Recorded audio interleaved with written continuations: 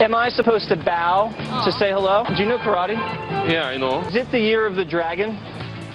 The video that's sparking controversy over its stereotypical portrayal of Chinese Americans. Hello, I'm Arlen Naidu in Washington, D.C. This is The Heat.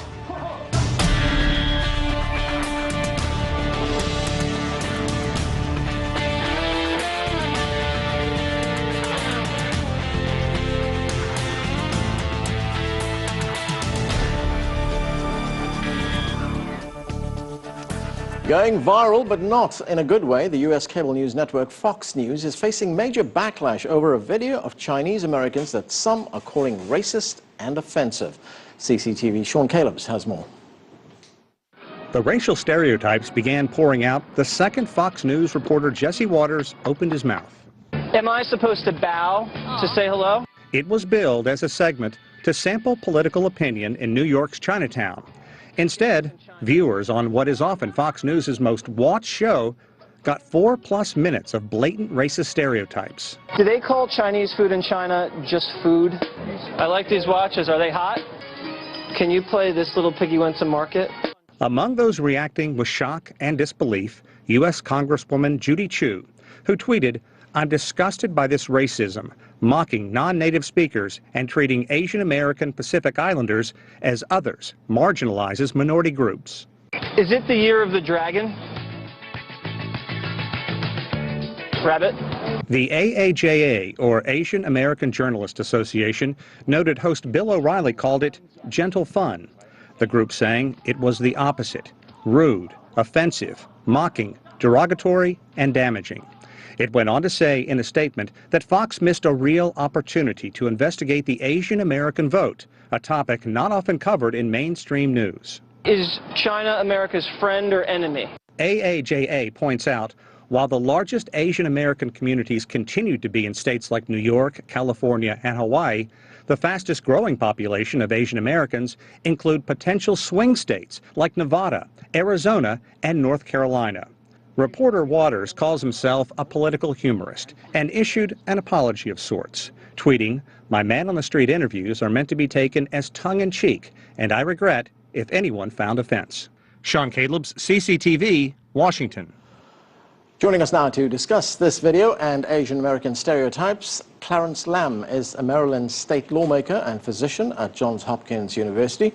From New York, Paul Chung is president of the Asian American Journalists Association and director of interactive and digital news production at the Associated Press. Christine Chen is founding and current executive director of Asian and Pacific Islander American Vote. And from Los Angeles, Karen Wong is vice president of programs and communications for Asian Americans Advancing Justice, LA. Thanks to all of you for joining us. Clarence, here we are, 2016, Fox News, the biggest cable news network in the United States, a very influential network, and they broadcast something like this. What did you make of it? Personally, I was appalled and disgusted by this segment. It's really a disappointment to us as an Asian American community still see these stereotypes perpetuated in the mainstream media. And so, you know, with all the steps that we've been trying to make forward and move forward with as an Asian American community, to be involved, to take part in the election process, to participate in civic discourse, to see this really takes us a step back. And it's disappointing to myself, disappointing to so many in the community to see these types of stereotypes continue to be perpetuated. But I think it speaks to a broader problem that we see not only within the issues within diversity in the media, but also in the broader public discourse that we're seeing on the federal, state, and local levels. Christine, one of our digital producers here at CCTV, she went out to Chinatown here in Washington, D.C. to get a flavor of what people were saying, and this is what she found. Let's take a look. What was funny about that? So someone doesn't speak English, that doesn't mean their issues don't matter. We're a country that's built on immigrants, right? How have we forgot this narrative? So yeah, I didn't think it was funny. I don't know what the point was. Yeah, there's other ways to show the value that Asian Americans can bring to America other than creating these little weird narratives of a very important part of American, culture and history. So he was just kind of pulling, the elderly to kind of make fun of what they were or were not going to say. It wasn't very informational. So there's the folk out there on the street with their views, but what was your experience as a Chinese American when you heard this broadcast by Fox News? And looking more broadly, I mean, what is your experience at this type of racist stereotyping? Well, you know, we were outright shocked that this could actually happen in 2016, especially for the fact that, you know, Asian American and Pacific Islanders are the fastest growing population. And this election cycle is it's really going to be the point where we have the largest mobilization of Asian American voters. And so in this time in our history, we believe that our opinions and polling information about Asian American Pacific Islanders are of value, especially since we can be a swing vote in places like in Virginia and Florida, Nevada, and Ohio and Pennsylvania. And so I was pleasantly, it was really great to see that the Asian American Pacific Islander community mobilized immediately, and that we have grown to where we have the infrastructure. We now have institutions like the Asian American Journalists Association to deal directly with Fox News. We also have Asian American elected officials, and it was great to see that the New York community immediately came together to actually protest and to actually hold them accountable. And I know that ongoing discussions are going to be held. Well, of course, this video, this report caused a lot of anger among many groups. The Asian American Journalists Association said it was outraged and shocked and demanded an apology. Paul, you are president of the association. How did you feel when you saw this? Well, when I see statements like that, it really questions my Americanness, right? I've been working at newsrooms like the Associated Press, the Wall Street Journal, and Miami Herald. Time and time again, when I see these type of coverage, it's basically telling us, you know, that Asian Americans are not really Americans. We are the perpetual foreigners. And so one of the main mission of AAJA is to hold media accountable for how they portray Asian Americans. Are they doing it fairly and accurately? And when you think about this segment, you know, they portray it as news, but when you look at the content, is not news, right? Is borderline offensiveness, and you know, and it's these type of behavior and these type of segment we need to eliminate. It has no place in journalism. Right, Karen, Paul brings up an important point there, what he describes as Americanness. You know, these videos tend to look at people in a different way. They try to alienate people. It's yet another example of stereotyping. We see this, it's rampant in other parts of the United States as well. What effect does this type of stereotyping have on you? And do you get the feeling that you are living in an America that's different from the America that white folk are living in? Great question. You know, seeing that video really brings home that point that Paul raised around always being treated as foreigners, as a community. It doesn't matter how long an individual or an entire ethnic group in the Asian American community has been here, we are always viewed as being foreign, and that has a real impact. I work at a civil rights organization, and we see the very real consequences when our community members are continually portrayed as foreign. The conflation of China and Chinese Americans, right, continually happening during the political rhetoric right now by mainstream news media. Any anger felt towards China, for example, is then redirected towards Chinese Americans and other Asian Americans, and that's a very real context that things like hate crimes happen in our country. And we've seen a jump in hate crimes, in fact, against Chinese, for example, because of the kind of political rhetoric and these kinds of so-called jokes that are taking place. Clarence, and I want to add, you know, when they talk about these jokes, you know, it's not a recent thing, right? When you think about one of the unbroken thread in U.S. history with Asian American discrimination is precisely that, right? When you're thinking, going back to the Chinese Exclusion Act, to the Japanese internment camp, you know, all of these jokes have serious consequences. And in more recent memory, when you think about the death of Vincent Chin, he was murdered because people presume he was a Japanese auto worker. And, you know, especially here in New York, when you think back about Private Danny Chen, you know, because of racial slur that resulted in his death. And this is not funny.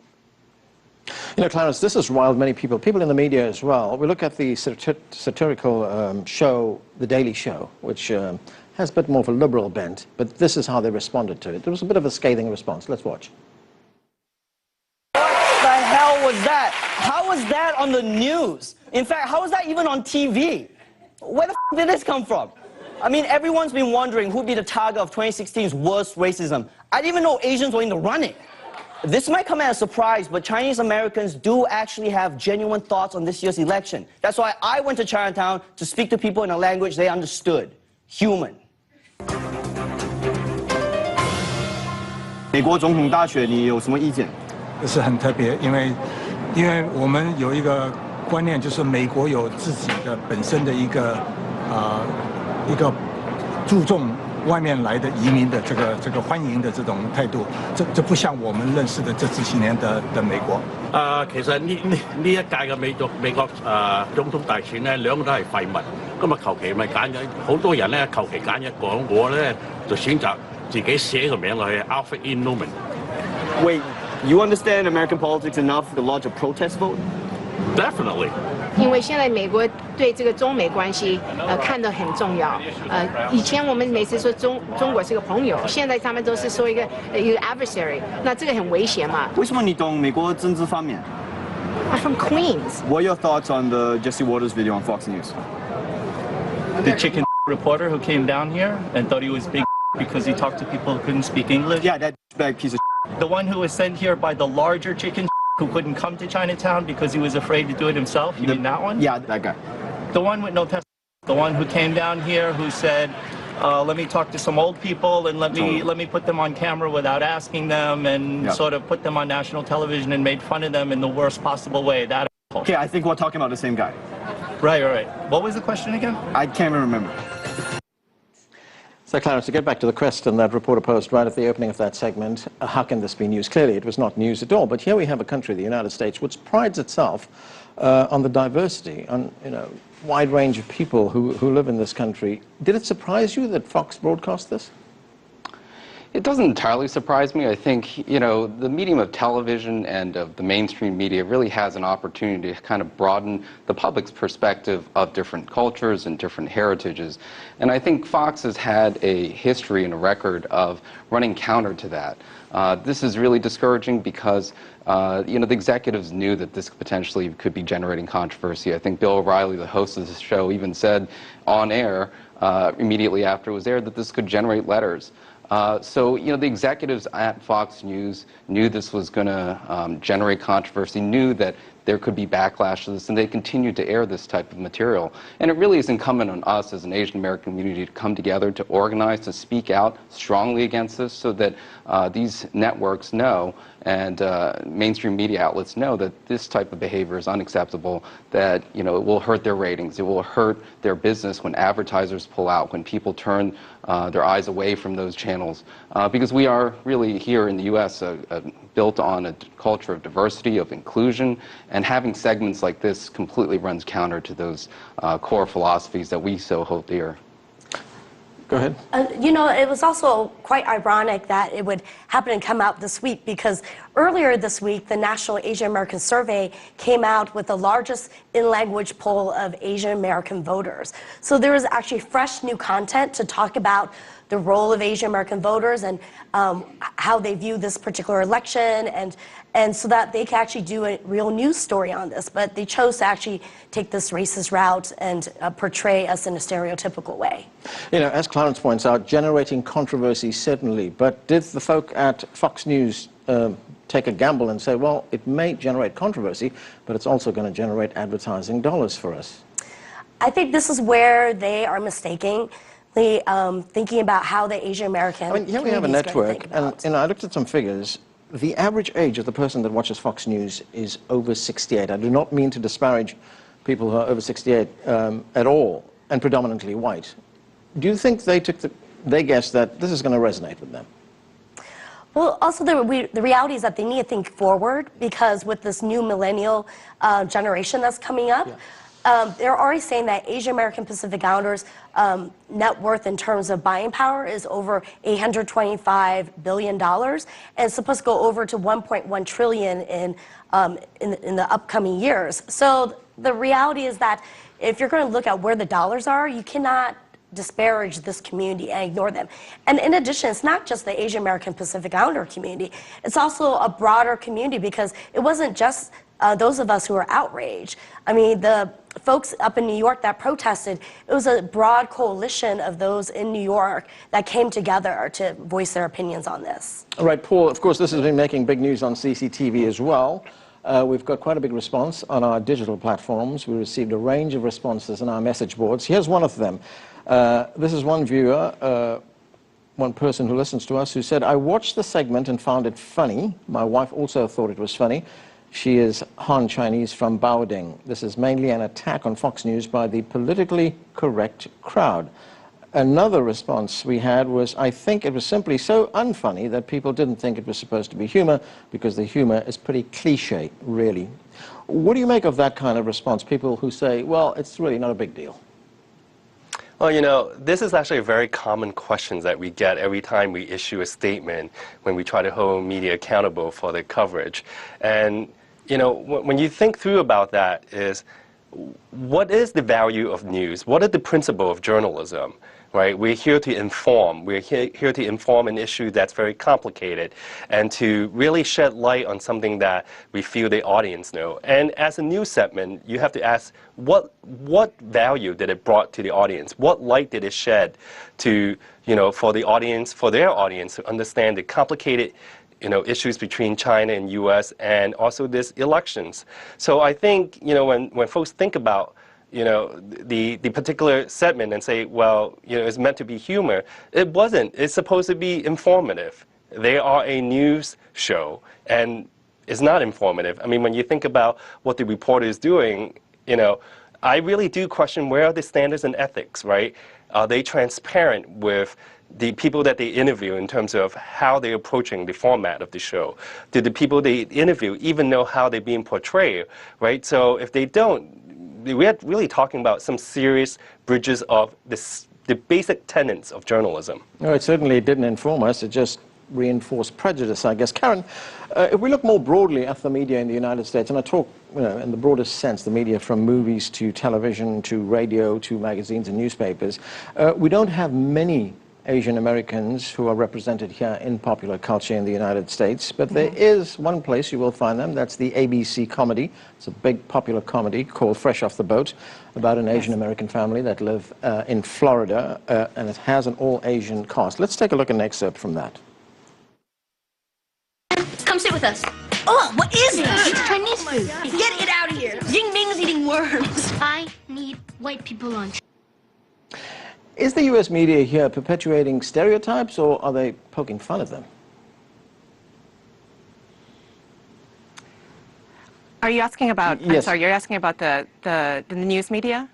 Well, that particular segment there, which we saw from ABC, that segment from Fresh Off the Boat. I'm sorry, I can't see the segment here in Los Angeles. But, you know, on Fresh Off the Boat, I would say, you know, the contrast for me between having something like Fresh Off the Boat on television and then having sort of the ridiculousness that was the Water's World segment is that, you know, I think Fox took the lazy way out. I mean, that whole entire 5 minutes that they spent supposedly interviewing Chinese in Chinatown in New York around political sentiment was all constructed around sort of a simplistic notion of what Asians or Chinese Americans are. And the thing I appreciate about some of the breakthroughs in diversity on network and other television platforms right now, like Fresh Off the Boat, is that it presents a much more nuanced and complex sense of who Asian Americans are, because that's exactly what we are. The Daily Show segment I thought was fascinating because, you know, when people are interviewed in their language, if English is not their first language, of course they have no comments, but, you know, these people being interviewed actually had very complicated, very complex political thoughts. And so I think that, you know, in general, I think that we are seeing a move towards an increase in diversity and a diverse kind of portrayal of communities like Asian Americans, but we certainly haven't gone far enough. But I do think that is the trend. I do think the Fox News segment really takes, you know, 3 or 4 or 5 giant steps backwards. Clarence, the U.S. Congresswoman Judy Chu released a statement on that video, and the statement reads, as the fastest growing racial population in the United States and an increasingly influential voting bloc, Asian American and Pacific Islanders deserve better coverage than being the butt of a joke. When we hear that, what impact does being the butt of a joke have? I think it's really discouraging to those members of the Asian American community who really want to be a part of our political process. You know, and it's really discouraging when you look at the broader picture of our political discourse these days. Is it the environment that we're in that's generating these controversies, that's generating ratings when people make controversial statements? And we really need to turn away from that. We as elected officials need to help elevate the discussion, help bring people up so that we understand different cultures, different issues, get the nuances of policies. Unfortunately, we live in an environment in a day and age where, you know, facilitated a bit by the mainstream media, that everything is boiled down to sound bites and, you know, a tweet. And, you know, the elevated discourse is not rewarded. People are not provided the additional time to be able to speak about issues, to really understand the nuances, and to help, you know, incorporate people's thoughts and actions into them. And of course, it's very easy for people to write this off as saying, well, look, it's a joke, it's very funny, etc. That's a bit of a cop-out, isn't it? Because not everybody feels that way, especially the people who are the target of that joke. Right. It certainly can be very offensive to those who find it discouraging and disappointing. And so, you know, I think it's one thing to have these types of outlets, you know, on different medium, that it's not a news channel where people might be a little bit better prepared for different humor. But I think in the end, this pushed the line too far.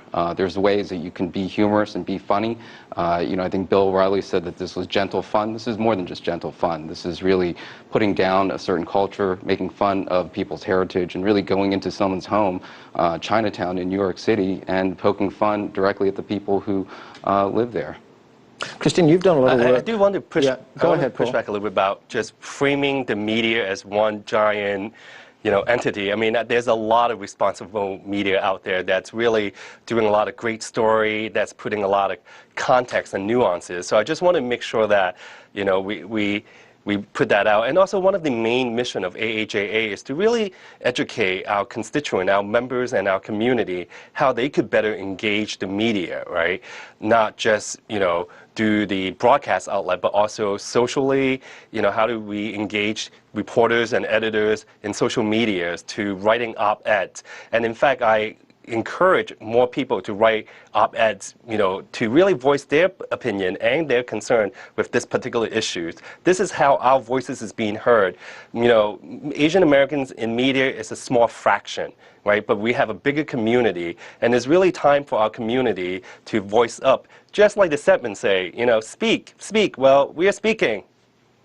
You make a great point there about the media, and we tend to fall into this trap sometimes of just talking about the media. It, of course, represents a wide range of views, opinions, attitudes. Paul, looking at newsrooms in the United States, 17% of traditional newsrooms have people of color in them, or at least people of color make up 17% of traditional newsrooms, 23% of digital-only newsrooms. So when we look at, this is the source, this is where information comes from. What role does diversity play in newsrooms? Oh, yes, huge implications, right? When you think about the type of coverage, the reason why we see, you know, more diverse coverage, because some of the, you know, editors and journalists of colors are really help shaping the narrative, and therefore we need more people of colors to enter into the industry, and not only enter, but to really ascend to leadership role. And because the leaders are the one that will hold accountability. For example, in my day-to-day job, I do question about, you know, are we being fair and accurate? Are we getting the most diverse sources that we can on the same story? Are we going back to the same talking head because we're comfortable with them? How are we represent different views, not just across race, but religions and geographic diversity is also very important. Right, Christine, of course, you've done a lot of work about attitudes and opinions and the views of people.